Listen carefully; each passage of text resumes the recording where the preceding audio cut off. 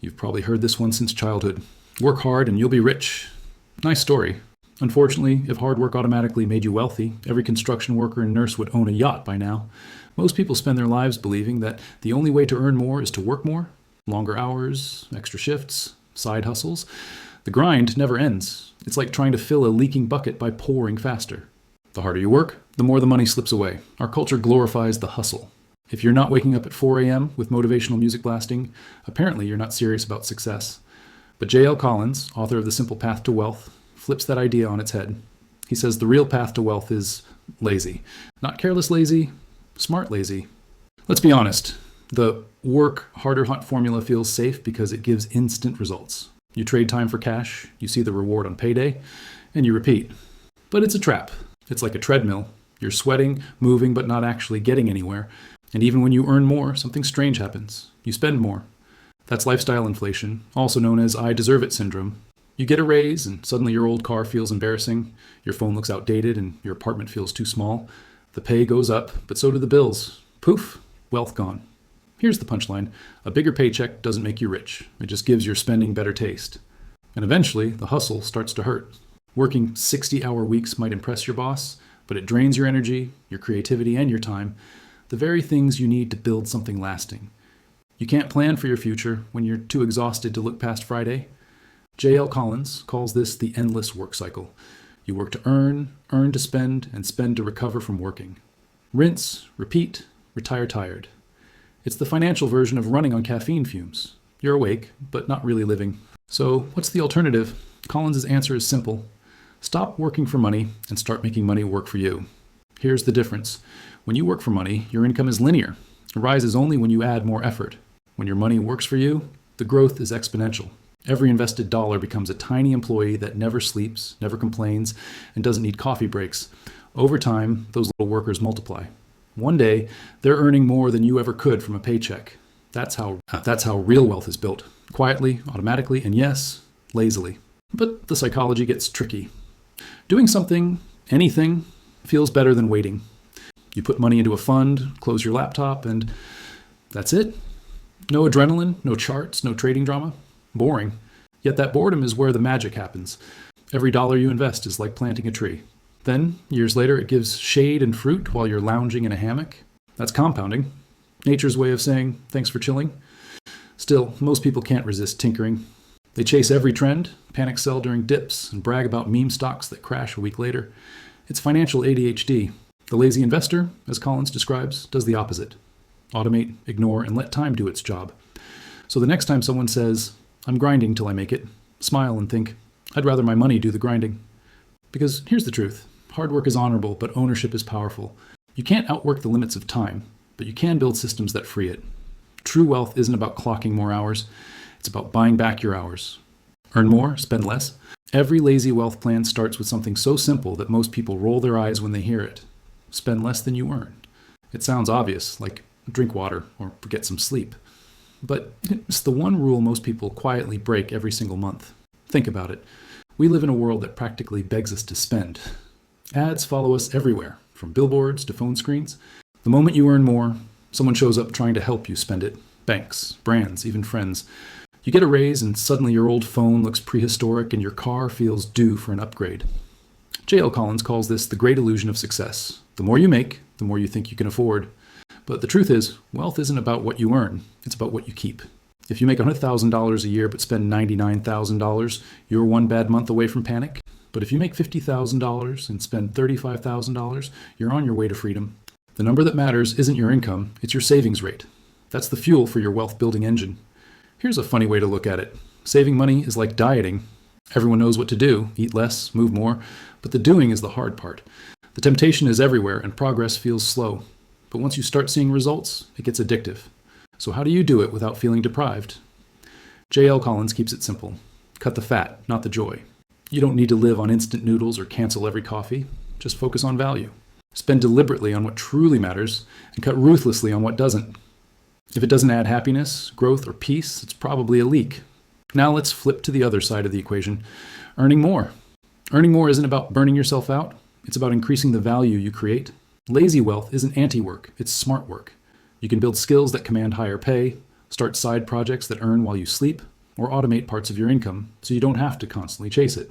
Think of income like water flowing into a tank. You can get richer by turning up the inflow or by plugging the leaks. The smartest investors do both.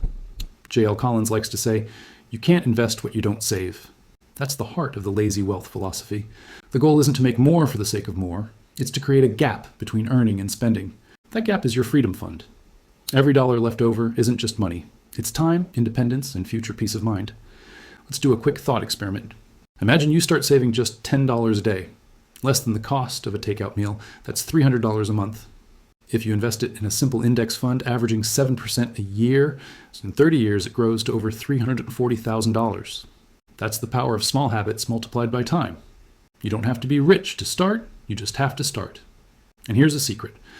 The first step to financial independence isn't opening an investment account. It's changing how you think about money. Instead of asking, "Can I afford this?" ask, "Do I even need this?" That tiny mental shift is where lazy wealth begins. Now, the earn more crowd often thinks the answer is to grind harder, take overtime, pick up shifts, start 5 side hustles. But the lazy investor's version of earning more is about leverage. Learn a skill once and let it pay you repeatedly. Create something, automate it, or invest in something that grows while you're busy living. As J.L. Collins puts it, the more you automate, the lazier you can afford to be, and the wealthier you'll become. Automation is discipline without effort. Once you set up automatic savings and investments, your wealth builds quietly, whether you're watching Netflix or sleeping in. So here's the simple formula at the core of lazy wealth. Earn enough to live well, spend less than you earn, invest the difference automatically. It's not glamorous, it won't make headlines, and it definitely won't make you rich overnight. But it works. And the best part? You don't have to check the market every day or chase new opportunities every week. You just keep feeding the machine and let compounding handle the rest. But think about it. Every dollar you don't spend today buys you more freedom tomorrow. Every unnecessary expense you cut is another step toward independence. In the next part, we'll explore exactly where to put that money so it grows automatically, how index funds become the lazy investor's best friend, and why J.L. Collins calls them the ultimate wealth-building tool. Building your automatic wealth system. Think of this part as setting up your personal money machine. You design it once, switch it on, and then watch it run quietly in the background while you live your life. No spreadsheets, no stress, no constant decisions, just consistent progress. The first step is to automate your savings. As soon as your paycheck hits, have a percentage of it automatically transferred to a separate savings or investment account. Don't wait to move the money manually. Do it before you even see it. When you automate it, saving stops being a choice and becomes a habit. It's the single most powerful trick lazy investors use. J.L. Collins likes to say, "Make your finances so boring that they become unbreakable." Automation does exactly that. It protects you from temptation, impulse, and forgetfulness. If you don't see the money, you won't miss it. And soon, you'll learn to live comfortably on what's left. Next, set up automatic investing into a low-cost index fund. You can do this through most brokerages or investment platforms. Choose a fixed amount that fits your budget. Even $100 a month is a great start. And let it buy more shares every month, rain or shine. The goal isn't to time the market, it's to stay in the market. Here's the secret. By investing automatically, you take advantage of something called dollar cost averaging. It means you buy more shares when prices are low and fewer when they're high, automatically averaging out your cost over time. This removes emotion from the process and lets you benefit from every market dip without even trying.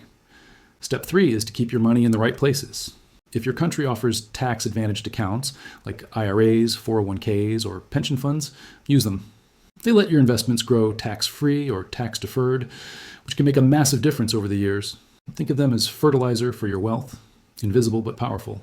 If you're using a regular investment account, focus on efficiency. Stick with index funds and avoid frequent trading. The less you buy and sell, the fewer taxes you trigger. Remember, the lazy investor's power comes from doing less, not more. Now let's talk about reinvesting your dividends. This step is easy to overlook, but incredibly important. Most index funds pay dividends, small payouts from the profits of the companies you own. Instead of withdrawing that cash, reinvest it automatically back into the fund. This is how compounding accelerates. It's like giving your money babies, and those babies grow up to have babies of their own. Once your automation is in place, your main job is simply to stay out of your own way. Don't tinker, don't check the market every day, and don't panic during drops. The system works best when you leave it alone. J.L. Collins compares it to planting a tree. You don't dig it up every week to check the roots. You water it, give it sunlight, and trust time. Of course, automation doesn't mean ignoring your finances forever. It just means simplifying your role. Once or twice a year, check in to make sure everything is still aligned, that your savings are flowing where they should, your investments are being reinvested, and your expenses are still under control. But avoid constant micromanaging. Wealth loves consistency, not interference. Over time, this simple system creates something magical. Momentum. Every deposit builds on the last. Every reinvested dividend adds to the snowball. You wake up one day and realize your money has started working harder than you ever did. That's the turning point. When your investments begin to generate more income than your job. And here's the best part. Once your wealth system is running, your life gets lighter. You stop worrying about every financial decision. You stop chasing the next big opportunity. You know that your system, slow, steady, and automated, is quietly building your future. This is the real meaning of lazy wealth. It's not about doing nothing. It's about setting up something that keeps working when you stop. It's structure, not hustle. It's patience over panic. When J.L. Collins wrote The Simple Path to Wealth, this was the heart of his message. You don't need to be brilliant to get rich. You just need to be consistent. The less you mess with your system, the better it performs. So set up your automatic savings, automate your investments, reinvest your dividends, and stay patient. Then get back to living your life. Read a book, take a walk, travel, rest. Your money is already working. That's the beauty of an automatic wealth system. It doesn't need your constant attention. It just needs your trust. Compounding, the secret engine of wealth. Compounding is the quiet force that turns ordinary saving into extraordinary wealth. Albert Einstein reportedly called it the eighth wonder of the world. He wasn't exaggerating. Compounding is what happens when your money starts earning money, and then those earnings begin earning too. Imagine you plant one seed. It grows into a tree that drops a few new seeds each season. Those seeds grow into more trees, which drop even more seeds. After a while, you have a forest. That's compounding. It's not dramatic or flashy, but it's unstoppable once it starts. Here's how it works in plain terms. When you invest and earn a return, say 7%, you keep those earnings in the same investment instead of taking them out. Next year, you earn returns not only on your original money, but also on last year's earnings. Each year, the snowball grows faster. The longer you leave it untouched, the more powerful it becomes. At first, the growth looks painfully slow. In the first few years, your balance creeps up inch by inch. That's the phase when most people give up. They think it isn't working. But patience is the secret ingredient. Give it 10, 15, 20 years, and suddenly the curve starts to bend upward. Wealth compounds quietly, then all at once. Let's take a simple example. If you invest $300 a month in an index fund that averages 7% a year, in 10 years you'll have about $52,000. In 20 years, that number jumps to $147,000. In 30 years, over $340,000. You contribute only $108,000, but compounding did the rest. That extra $230,000 came not from working harder, but from waiting longer. J.L. Collins loves to remind readers that time is the most important factor in wealth building, not timing. The earlier you start, the less you have to save, because compounding has more years to do the heavy lifting. It doesn't care about headlines, elections, or market noise. It only cares about consistency. Every month you stay invested, the machine keeps working. The biggest enemy of compounding isn't risk, it's interruption. Every time you pull your money out during a dip, you reset the clock. The lazy investor's strength is the ability to sit still while others panic. That calmness allows compounding to do its job. The market rewards patience, it punishes impatience. Think of your investments like a bakery. You could eat the dough as soon as it's mixed, but if you wait, it rises. Pulling it out early gives you flat bread. Waiting gives you a loaf. Compounding is the same. Let the process finish. Over decades, compounding turns modest savers into millionaires. It doesn't care about intelligence, luck, or income. It only asks for two things, time and discipline. The longer you keep your money working, the more it multiplies. It's the most reliable, get-rich-slow plan in history. So instead of chasing the next big stock, or worrying about every market swing, build a system that feeds compounding automatically.